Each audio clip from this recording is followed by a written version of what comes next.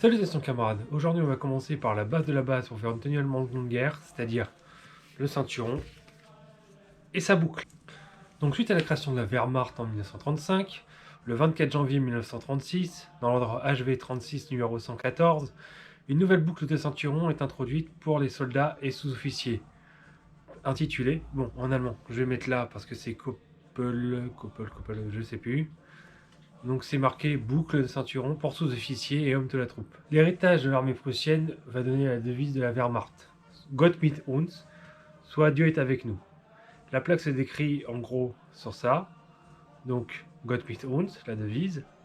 L'aigle impérial qui prend dans ses serres une croix gammée et du laurier tout en bas.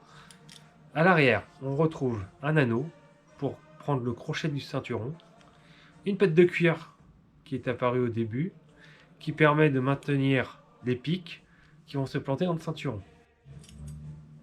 Donc alors au début de la guerre, la boucle de ceinturon sera faite en aluminium, donc vraiment haut de gamme. Après, par souci d'économie en temps, en matériaux, etc., parce que l'aluminium ça coûte quand même cher, on va passer sur une version un peu plus cheap, soit du fer peint en felgrau, tout simplement.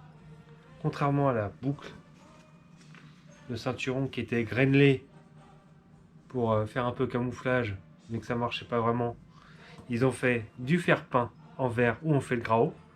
En 1942, on va abandonner la petite patte de cuir qui est là. 1943, il y aura vraiment une grosse simplification. Ça sera juste du vert bleuâtre, à peu près, enfin dans ces nuances-là, comme je vous montrais dans la photo ici. Et après, en 1944-45, il y aura même eu des prototypes de boucles en bakélite. Donc le ceinturon est composé de 3 parties, au début de la guerre en tout cas. C'est-à-dire un crochet pour aller dans l'anneau de la boucle de ceinturon fermée. Et voilà, comme ça, ça tient. Et il y aura de l'autre côté, donc une languette de cuir avec des trous percés à peu près tous les 5 cm pour ajuster à la taille du bonhomme. Et en 1944, vers novembre 1944, il y aura abandon de la languette de cuir interne, celle-là donc, et il y aura des trous percés directement dans le cuir. Et fin de guerre oblige, manque de matériaux, manque de moyens, etc. Il y aura des ceinturons faits en espèce de vieux chanvre, à l'instar des ceinturons Africa Corps, qui c'est vraiment bas de gamme, quoi. C'est vraiment, il faut équiper le plus de gens possible dans le minimum de temps, quoi. Voilà. Cette vidéo est à présent terminée. Je voudrais juste vous voir dans les commentaires ce que vous en pensez. Et éventuellement un petit like, parce que je fais ça par passion. Je fais vraiment ça pour pas faire des vues ou quoi.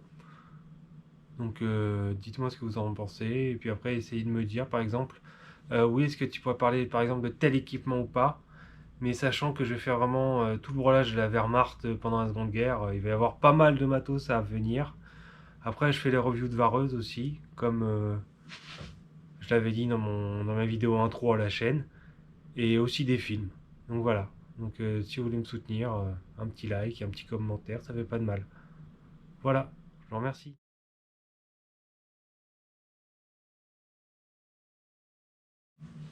Un petit chat. Un petit minou. Oh, petit minou. Allez, ramène des vues. Ramène des vues. Ramène des vues, toi. Ah, mounette. Oui.